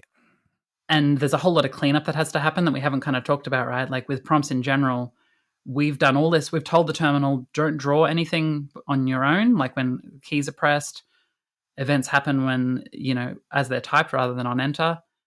And all these bindings for like Control C, we want to process that ourselves, because the thing that's really important is we need to go and reset the terminal back to how it was before. We've hidden the cursor, right, to draw our own cursor.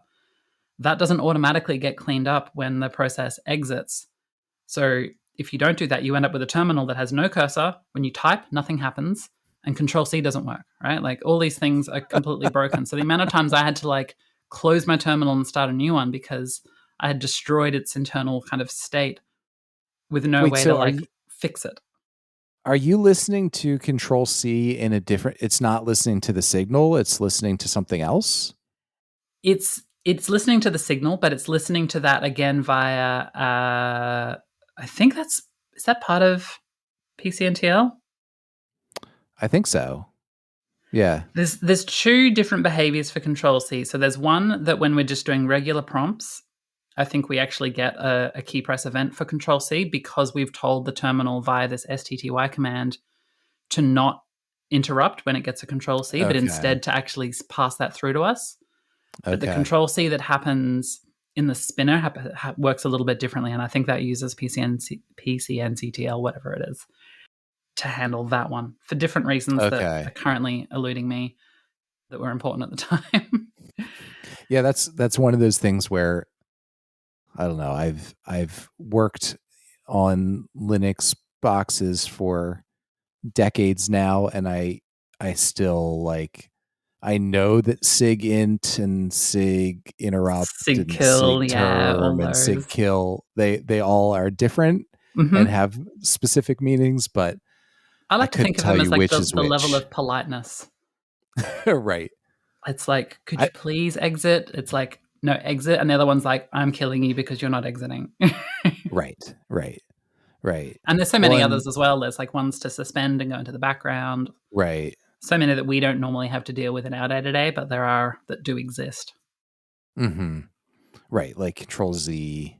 Yeah, Control Z, the backgrounding one. Yeah. So that's like, that's a signal as well, right? So there's like tons of signals, and maybe unintuitively, I think on Linux, the main command used to send signals is the kill command.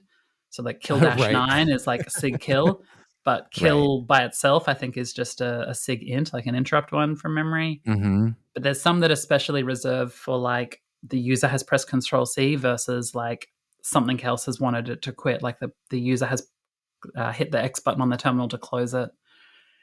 All kind of subtly different events that we kind of need to listen for in different ways for different reasons. If they've closed their terminal, we don't need to clean it up. If they press Control C, we need to turn the cursor back on and re-enable all these extra features of the terminal that we kind of turned off. Huh. That's wild. Yeah. And then we couldn't use like the PHP shutdown handler because you can't unbind the shutdown handler. You can add like new ones on there, but it becomes a memory problem when you're running a whole bunch of different prompts one after the other, that they've all got these handlers that then effectively are queued up. You can make them no ops so that they are like, oh, I don't need to do anything, but they're still registered there.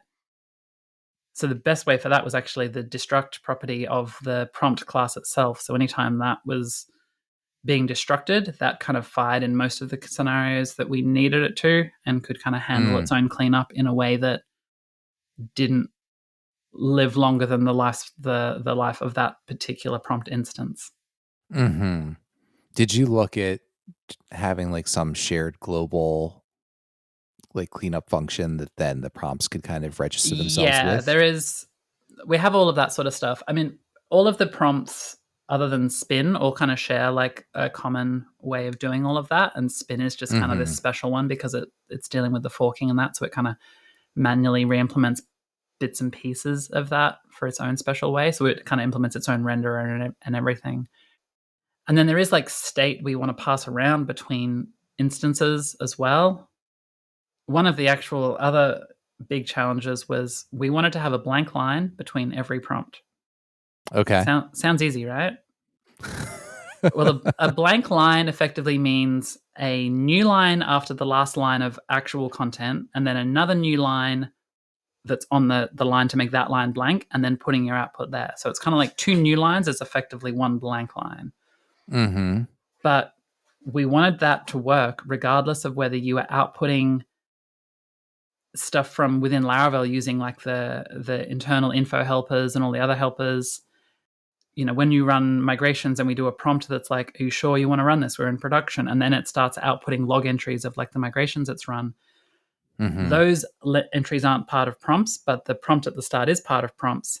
And they all need to space each other one blank line apart from each other because that's the rule we thought we wanted. And look, it looks great, was Yeah. way harder than we expected. So we actually keep track of the new lines that were output by the previous output at all times. Okay. But because Like that can any happen, previous output. as long as it happens via the Symfony output interface that's kind of Mm-hmm. responsible for outputting to the terminal. Sure. So we kind of have a modified version of that Symfony output interface where we keep track of the trailing new lines effectively from I the love this previous so thing. much. So if someone does like just manually calls this right and puts no trailing new lines, we know Mm-hmm. then the previous output before our thing had no trailing new lines, so we need to put 2. But if they did a right Mm-hmm. line that automatically adds 1 trailing new line, then we're like, okay, we just need to add 1 before our stuff. Or there was already Mm-hmm. a blank line, so we don't need to output any. And so we can have this output that's interleaved between stuff from prompts, stuff from Laravel itself, even just stuff from like Symfony, and they'll all be consistently spaced because they're all kind of sharing this output buffer with that state of how many trailing new lines were between them. But the trailing new lines don't matter within render cycles. They only matter like once the prompt has gone into its like complete state where it's like ready for the next prompt or the next output to Right. display. Right. It's funny when I This talk is about all this stuff, there's so many micro problems that were really hard to solve. And I am starting to feel like this would be too overwhelming to start again from scratch. I love that so much though. That is such a I, people. I feel like I've had a bunch of people roll their eyes at me over the number of times that I've like run some totally throwaway CLI utility and been like, okay, no, now I have to go back in and add one new line here Mm-hmm. and one new line here because I feel I so wholly agree with that like I hate when there's just like I even hate just when you run the command and the output starts immediately on the next line. I'm like, no, there needs to You want some have a padding, little right? bit of Like we want to breathing room. have some design Yeah. influence on these things, right? Within the Yeah. limitations of the terminal, right? Like you can't do different Right. font sizes or anything like that, but Sure. and your padding is measured in lines rather than pixels. So it's kind of a lot or none. There's not kind of like a Right. middle ground of like half a line of padding. Right. But yeah, it's stuff that kind of is important. And I think previously Laravel was tracking a Boolean of whether or not there was a new line or not prior to like prompts. It was Okay. just like whether the previous thing had done a new line to know whether or not when we do the next new line that it needs to actually output one so that the next output is on a new line and doesn't like get Right. tacked onto the previous one. Right. So the change I had to make there was not just keep track of a Boolean state of was there one or not. It was how many were there? 0, 1, Right. or 2 are generally Right. the options that are common. Yeah, and That's it kind of felt sometimes it felt a bit silly of like doing all this stuff just to make one line of space between every bit of like distinct output. But those are like also the kind of the small details that I think are also important and make something feel polished and like someone's cared about it and put love into it and that they should love it too. Yeah, I mean that's why people were so excited to see it when you first announced it was all those little details. Like you couldn't necessarily articulate what they were at the time, but No. that they add up into something that really feels much better to work And with. especially because we did already have an existing system for dealing with this, right? So, like, in order to justify a new thing existing, it had to go above and beyond and not just be like a different implementation just for the sake of it existing. It had to actually kind Hmm. of have purpose. And some of that purpose was somewhat artistic, and a lot of it was very practical and technical. And I kind of like being able to combine all of those concerns together and make something that kind of ticks all the boxes and is something that I'm proud to put my name behind and whatnot. There was a moment, I wish I paid closer attention to when this happened, because I remember for a long time I used to have to do this get output new line. And at some point, because the Laravel command sort of decorates a bunch of the Symfony Yes. methods, but it didn't necessarily expose all of them. And for a long time, the new line function was not exposed inside of the Laravel command method, Oh, command interesting. class. Okay. And so I know I very distinctly remember there was a long time when first I would just like print an empty line, and then at some point I source dove because I was like, there's got to be a better way to do this. Yeah. And I saw that the underlying output class has a new line function. And so peppered throughout our code, there's a bunch of like this get output new line New line. Yeah. calls. And then at some point, somebody, I don't know, I should look to see who PR'd it to the Yeah, framework, but definitely. someone eventually added a new line call, which all it does is just call this get output new line, Yeah. or maybe And I don't like know, maybe it's just a decorator or whatever. you But can even just use echo, right? And go echo and then the \n or PHP EOL. But the problem with that is that's always just going to go to standard out and not necessarily via the buffer, like via the Symfony buffer. So you lose right. the ability to use all of Symfony's formatting tags, but you also lose the ability for it to track what new lines have been there to help you with spacing and all that sort of stuff. So there are Hmm. kind of like, I guess, benefits of not just echoing everything, even though sometimes when I'm lazy, I just echo instead of using the built in stuff, Hmm. at least for proof of concept phases. The first Sure. version of prompts was literally just a single file PHP script that was full of echoes and event listeners and whatnot. And that was just to test it out. Yeah, that's awesome. Well, is there anything else? Is there anything else that that you bumped into with working on this that you think is particularly interesting? I feel like we've touched on a lot of the pieces that I'm aware of, I but I don't think know if that's there's most of anything it. else you have. There were some things that I'd kind of almost forgotten. But as we were talking about it, I was like, oh, that's right. That was also a hard thing because there was just one after the other of kind of challenges. And it's one of those things you got to be aware of, like, sunk cost fallacy and whatnot, of like, I put this much effort into it and it's feeling really good. And then it's like, oh, but now there's all these extra unknowns. Is it still worth pursuing? And I've had other projects, even at Laravel, where I've kind of put some time into it. And then eventually it's like, no, there's too many things that are making this no longer viable, and not being like super precious about it and figuring out the payoff versus the cost and all that sort of stuff. But I think I've kind of covered all the ones with prompts. Definitely a lot more than I expected, but very much glad that we put the effort in, and hugely grateful for the community for all the other stuff they've added to it since as well. I mean, especially Joe, but there's been a whole range of other people. Someone contributed a search multi-select. So we added a whole bunch of Mm, extra prompts that were outside of stuff that Symfony had. So the ability to kind of run a search query that would search the database, and then you could go down and choose the options. That's kind of subtly different from a regular multi-select where all of the options are available and you only have the arrow keys. The search select that I built let you filter by typing and then choose the one, but I didn't have a search multi-select or multi-search, as I think we called it. So someone else contributed that one in.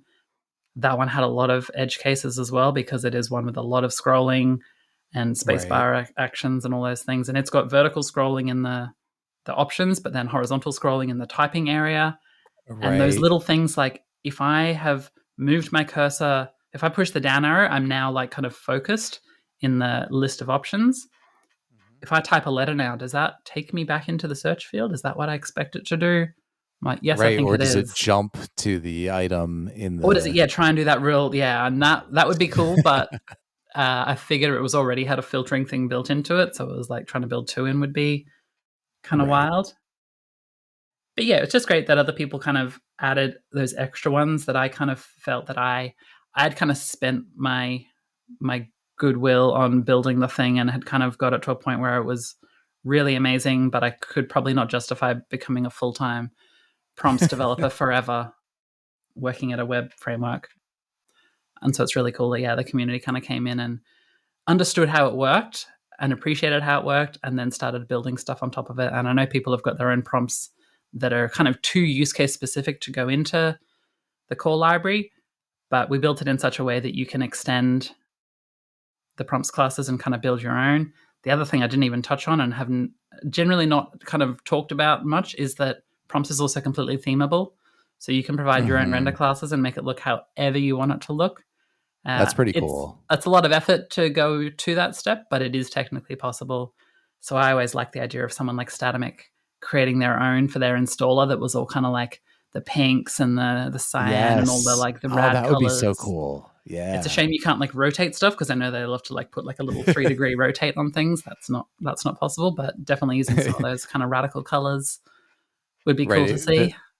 It wouldn't, you could do a really janky, like 35-degree rotate is like your first, right? If you were just doing character by character across multiple lines, like a Yes. jagged edge, Yeah. I just mean, like there the are, padding.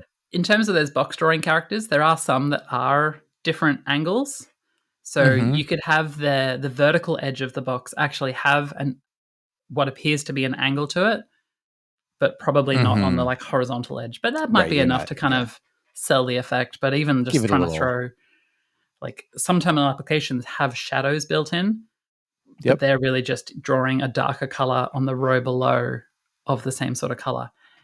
Yep. NeoBim has this really cool thing where it'll actually draw shadows on like pop-ups and it will draw Hmm. the characters underneath that are appearing under the shadow but just change the background color and the opacity of the color And the so that it foreground color. appears that there's like a drop shadow on top of it that's still showing you what's That's underneath. so cool. So much logic has gone into that sort of stuff that I feel is like miles harder than anything I had to do with prompts. That is incredible. Yeah, I mean, when I was just starting to explore the like the ANSI parsing, I started to go down the rabbit hole of like, the bit depth of like colors Oh yeah. in the terminal because they have different formats of escape sequence. And yeah, you can get like to full 24-bit like RGB, Yeah. you know, and that is really interesting to me too. So you could really implement some sophisticated drop shadowing if you get that Yeah, that there's all deep sorts of into it. algorithms, right? For like if you have the color and can break it into its pieces, you can then apply darkening and lightening and all that sort of stuff to it Right. once you've got that. And like you said, Right. terminals now can do, true color or whatever they call it these Mhm. days. Originally, obviously black and white, then like 16 colors, then 256 colors. I think that might still be a thing in some scenarios. Like maybe if you're on the terminal of a server, some old school server that has like an old school terminal, there might still be color limitations. But I think for the world we're in, where people are kind of developing Laravel applications on Macs and Linux and all those with a modern terminal, we kind of can leverage full colors. Although But I was going to say I would say for the most part. Oh, go ahead. that for prompts, we ended up sticking with the standard 16 colors. Mhm. The thing that's kind of cool about that is it effectively like obeys your terminal theme then, because those Mhm. 16 core colors are up to the terminal to decide like what they actually look like. Mhm. Um, and so you might see screenshots of prompts where like the colors are slightly different based on someone's terminal configuration. For better or worse, we could consider going and having a hard opinion about it, but even just making sure that like light mode versus dark mode works. When you Right. use the built-in 16 colors, you don't even have to. That's not even a concern of that we have to worry about. I think if we had a stronger opinion on specific colors, then all of a sudden, then Right, you'd have to own the entire process then. Exactly, yeah. So leveraging those means that it is kind of applies to anyone's terminal regardless of like how they've got it configured. Most Yeah. other things Yeah, that that's give you all I more was going to colors, say. like saying like a NeoVim theme, it doesn't know if you're running a dark mode or a light mode terminal. You've got to like choose an appropriate theme for how you've got like your stuff set Mhm. up. We don't want people to have to choose their theme for prompts to like look good. So it's like sticking with those core 16 16 colors uh, tends to help a lot. And there's a fair bit of freedom in there. Like you've got dark and light versions of most colors. You've got like Mhm. a gray type color. I think it's normally called like bright white versus white, but bright white is normally more Mhm. gray than regular white. Yes. There's Typically. these weird kind of conventions that have happened over time, but the Right. point is that yeah, in terms of the color of like the text you type, we don't have to have an opinion on that because it's the default text color for the terminal. So that'll be like a white or light gray if they're on a dark background, or a black or a dark gray if they're on a light background, and that's all automatic. Right. Yeah. Yeah, I mean I think I know that my terminal can print any color at this point, right? But I never really venture outside of those 16. Maybe I've like played with some output that is like in the 256 range, but I don't think it's very common, or in my experience it hasn't been very common to really to do much more than that, even though obviously it's totally possible now. Yeah, I definitely don't really use them for my own stuff. I think I might have like at some point experimented with making the Laravel logo like the exact right color Oh because it's like yeah. a brand color. I That'd be cool. definitely get to experience true colors a lot because I'm using like true color themes in, Tmux and NeoVim and all of that. And I really appreciate that I can have kind of some depth to my UI where a pop up is a little bit lighter than what's Sure. behind it. That's not possible with the standard 16. There's not enough differentiation between those steps of colors. Like anyone that's played with like Tailwind's color stepping, Sure. imagine if there was only 16 Tailwind color classes, you'd end up building Right. some yeah, everyone's UI would look the same. That would be cool though. You could, because then, if you render the Laravel logo in a black box, for example, like whether that's on black or white, Yeah, that it's still going to should still look work. look Yeah. nice, right? Like, yeah, I could see that. That's interesting.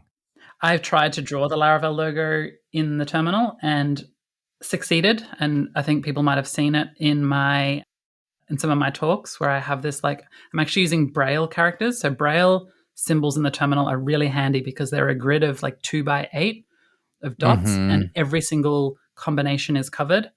So if you can Mhm. represent a drawing in a grid of dots, then you can kind of draw it. The downside is Right. that it's very dependent on your terminal's line height. So when I design them and I've got a line height of like 165%, I can make it look proportionately right, but chuck it in someone else's terminal and the logo will be really squished down. And some terminals don't necessarily render or stretch the braille characters either to the full height. If you've got like that, they'll kind of have like gaps in between, so you'll kind of see this kind of banding in between. So that's why we never shipped that logo to like the installer where it would need to work for everyone's thing, but I did Right. include it in like my slides where I had complete control over the terminal. Sure. Yeah, that is interesting that the line height. Yeah. I wonder why that, because I you see ASCII art in like command line interfaces all the time. Yeah, they'll always be influenced by the line height and will stretch or have gaps in between lines. Like that's just kind of something Right. you've got to live with. With Laravel's kind of like isometric box logo, I didn't feel like having that squish too much in any way would be great. So Right. I Yeah. kind of was like, No, no, I it's not get it. worth it. So we still have the text art version of the Laravel of just the word Laravel, and that one is a little bit more tolerant to being squished in different ways and still kind of looks okay. Maybe at some point. I also don't know what the support is for the Braille code points in every single terminal font. If you're using a certain font, it Sure. may not have those rendered. Right. So there's those kinds of limitations. That's kind of similar to browser limitations in some ways, where you're kind of dependent on the environment that it's running in, and not everything is completely in your control, like it is on like the server side. But yeah, things always get improved and all those sorts of things. Although terminals have remained generally fairly consistent over the last, I don't know, 40, 50, 60 something years, whatever. It is kind of wild, Yeah, I other mean, there than has been small changes here and there, but they're still pretty much, recognizable from their earlier states. right. Yeah. Yeah, it feels like maybe with Warp, that's the first new Yeah, terminal that true. feels like sort of notably different to Yeah, and me. having like drop downs that actually are kind of breaking outside of the terminal Mhm. rendering of like this is lines and columns. It's kind of like we can actually have small font sizes for things, which do look nice, right? Like it's nice to be able to They like do represent indeed. represent different things, like a hierarchy of stuff using different font sizes. Whereas in the terminal at the moment, it's kind of color, bold, dim. That's all you've got to kind Right. of give visual Right. hierarchy to things. Now, were you like an ASCII artist at any point? Did you uh, only Not dabble like in making not the Laravel anything logo? too crafty, but it has become a little bit of like a fun little side thing I'd like to do sometimes. So I've done a few friends' logos. I kind of have really just done the whole Braille symbol version of Mhm. things, and I kind of have this like thing in Figma where I've got like the terminal kind of set up. Like I've got like all the dots set up, so I can overlay the image, set some opacity, and figure out Oh, which dots should be that's visible and which fun. dots shouldn't be. But again, it's very dependent on the terminal. I did a ASCII art. I actually did this at Laracon in Nashville for Stephen Reese Carter. He had like a little CLI app called Drop Bear, and Okay. I literally drew the ASCII art for that logo like at the conference because he was going to be presenting it, and he'd kind of been like, it was like a last minute idea of like, oh, it'd be cool to have a logo, and I'm like, I can do this. Let's like That's find a cool awesome. picture of a drop bear, which for anyone that doesn't know is like a thing we have in Australia. Is what we tell people that if you come to Australia, watch out for the drop bears. They're like very angry koalas that will drop on your head and eat Okay. you. So we found a cool kind of picture to use as a base, and I kind of like traced that out, and yeah. So I enjoy it. That's It's a it's fun. a it's kind of like one of those processes. I like to think of it like Lego, where if you're following the instructions, it can be this kind of meditative process where a lot of the hard stuff is taken away, but you get to like just do this nice physical process and Mhm. follow Yeah. follow a very nicely laid path, which is a nice break from sometimes hacking through the bush trying to figure out what's going on. Yeah, for sure. No, absolutely. Sometimes, I mean, I find that, a lot of times, you'll just have these processes that just involve, you know, manipulating 1,000 lines by hand because it's just easier to do it by hand than to write a script for whatever reason. And Yeah. I love, I definitely can get in the just like, you know, down arrow, shift left type of number, down arrow, whatever it is, like just over and Yeah. over.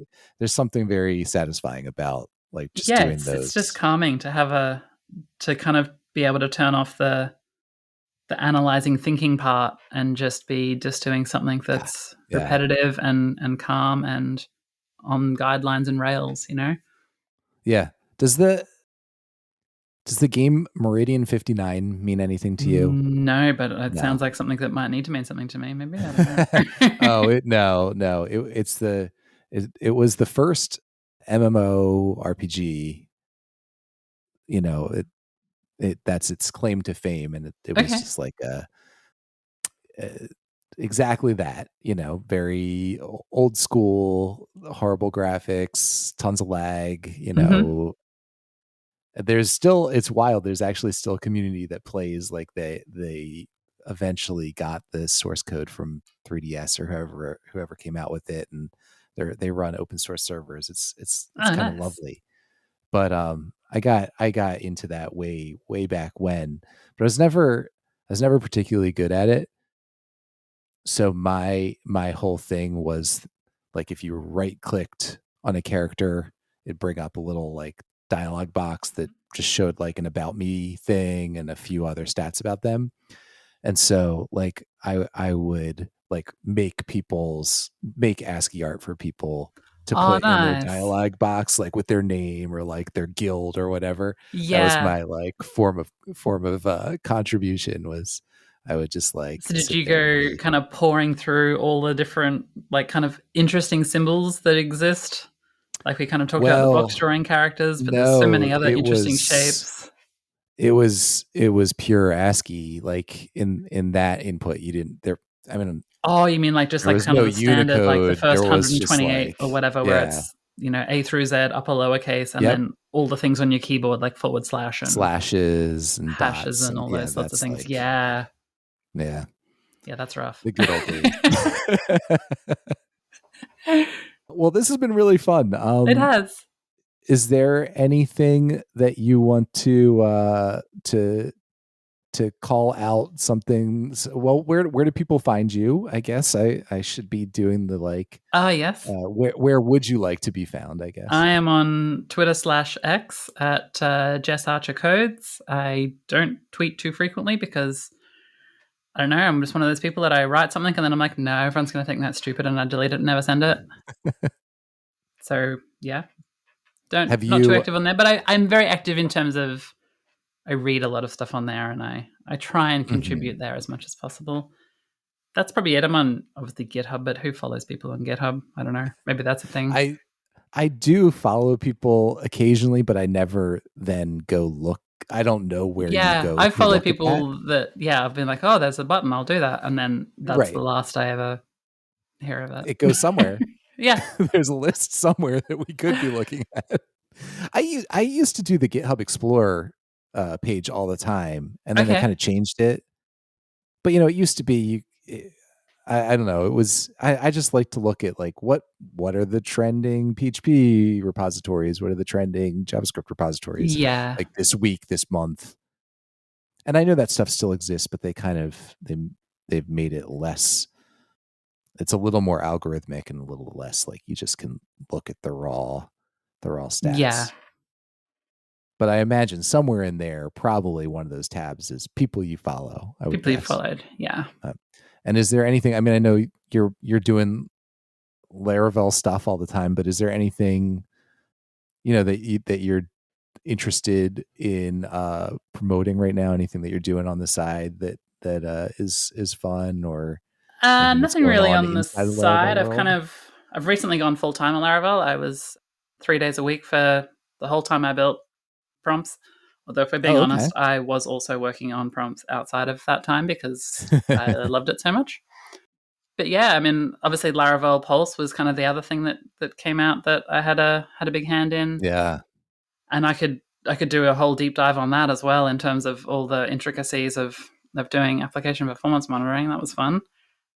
yeah. I would love to Yeah, hear about and that even someday. just like I've got online, obviously the conference talks of when I launched Prompts and Pulse. If you haven't Sure, seen any of those, those are great. Go watch those. I'm kind of assuming most people have probably either seen those or actually played with prompts if they're in the audience. But I I don't know. imagine. Yeah. I imagine Yep. so. But yeah, I think that's it. All Really, I right. don't. I don't have. I'd love to have a book to sell or something, but I don't. I did a Laracast course on NeoVim. So Oh, it's like really? 4.5 hours of me teaching you how to use like NeoVim, how to configure it like an IDE. So Hmm. yeah, if you're into more terminal stuff, go check out that on Laracasts. Okay. Um, yeah, That's definitely one of those places where I feel like an imposter. I'm like, I can I can do 6 things in Vim. I You could do a know? whole podcast on just Vim alone.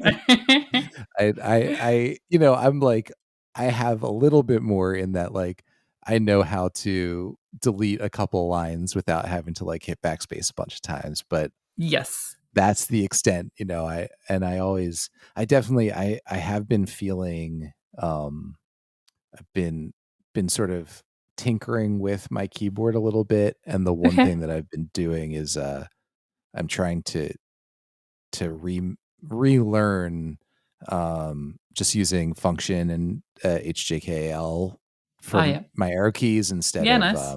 instead of using the arrow keys. Because I do, I mean, and backspace is the one that's driving me nuts right now. All this, I don't know why, but all of a sudden I'm just noticing how far of a reach it is. Okay. For all my life, this has not bothered me, but 5-10 days ago, all of a sudden I was just like, what?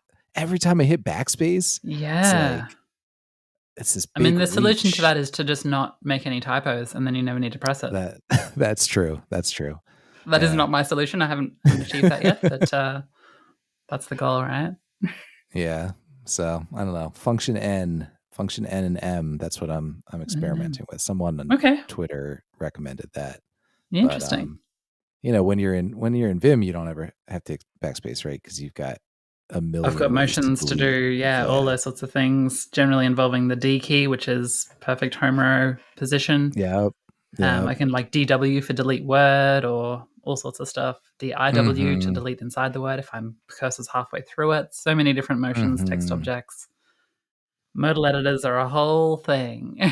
I'm I mean, when you watch you on stage and when you watch someone who is really comfortable in Vim, like I, I'm so envious of that like capacity because yeah, it's like I probably waste so much of my life just like going navigating between words, you know? Oh, and there's the Mm. there's the action of like holding control and shift and doing those kind of key chords that most Mhm. editors rely on, because obviously like in an editor, if you push the D key, normally people expect that to type the letter D. The Right. thing I really love about a modal editor is when you're in normal mode, all of the keys on the keyboard now don't need to have a modifier key pressed with it. They can do their own things or Right. be composed in ways to kind of tell the Right. editor what you want to do. Because most of the time you're not actually typing letters, you're kind of manipulating text, at least with like programming, but even writing text and all those sorts of things. Yeah, for So sure.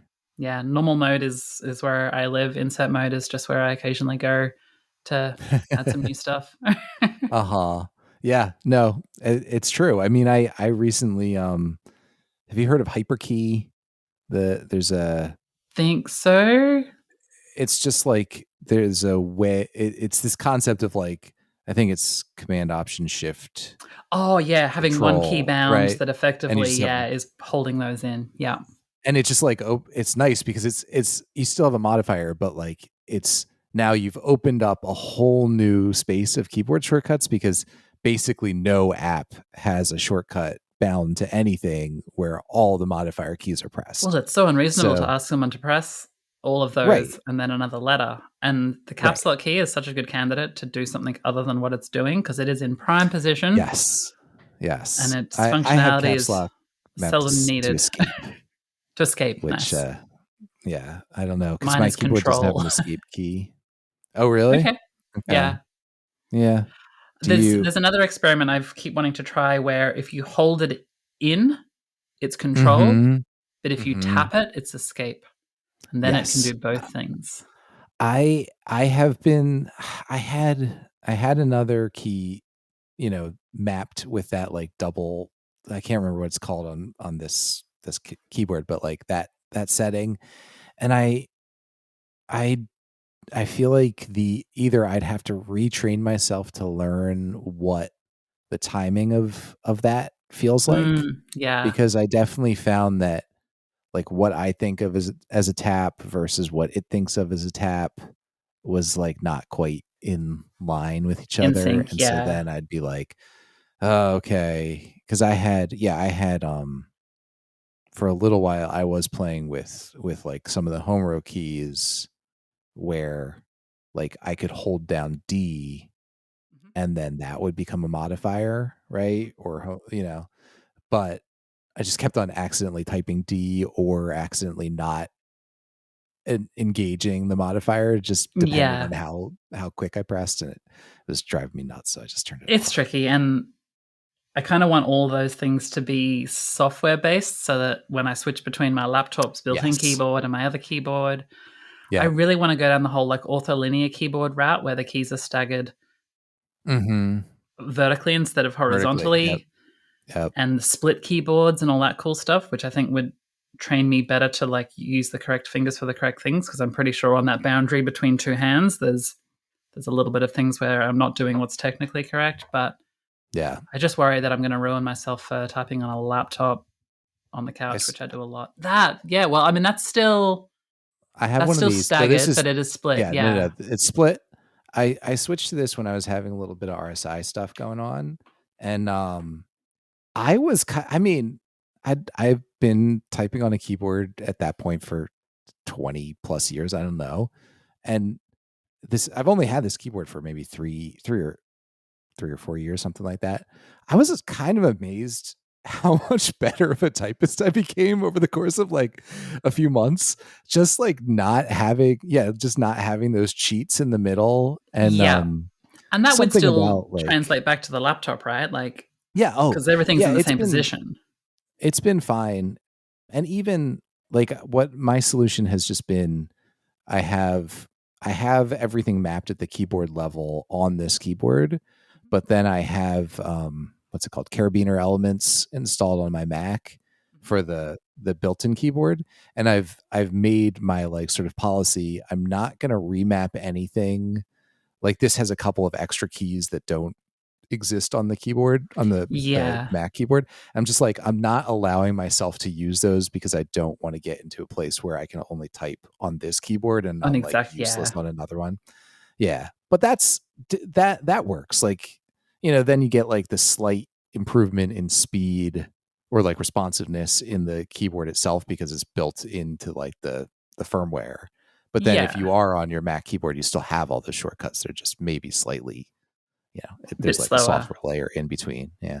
And the layout still means that although you can split it in half and get yourself good habits and better comfortable position, you still, not ruined for every other keyboard that exists in the world. Yeah. I got, have you seen the Moonlander? It's like I have seen. I've it, I've gone to the buy now page of that so many times, and it's just it's it's an too expensive expensive. And keyboard. I also worry about, as I said, ruining myself I for every other keyboard.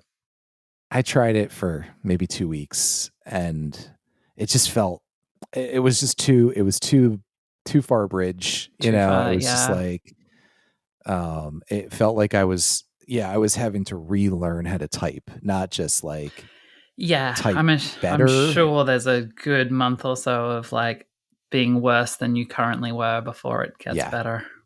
Yeah. I'm sure. But And I don't know. it's This is similar a, with like alternative keyboard layouts as well, right? Like Dvorak and Colmac and all of those. They sound great on paper, but like on my phone, does that mean that I'm going to be like either struggling to find those layouts on my phone and then every other keyboard in the world I interact with is now so unusable to me? So I kind of, I'm I, favoring I staying. have I have heard a lot of people say that they use QWERTY on the phone and Comac on their keyboard Interesting. and Okay. it's fine. Like it doesn't, like you just make that switch and it's fine. And they can still kind I of use another keyboard and still be QWERTY because I guess Yeah, they're not losing it if they continue to you use it on have their phone, so I suppose. much. Yeah, I mean, you have so much QWERTY experience, right? Like, Exactly. I know it's not ideal um, and it was designed for typewriters. And so, yeah, its limitations were technical limitations that don't exist anymore or, all the right, stories you hear, but right, it's also right. Is fine. that Yeah, I wonder. I've always kind of believed the story that it was Yeah. designed to be slow because the typewriters could only go so fast. But I don't know if that's I actually didn't know true how or not.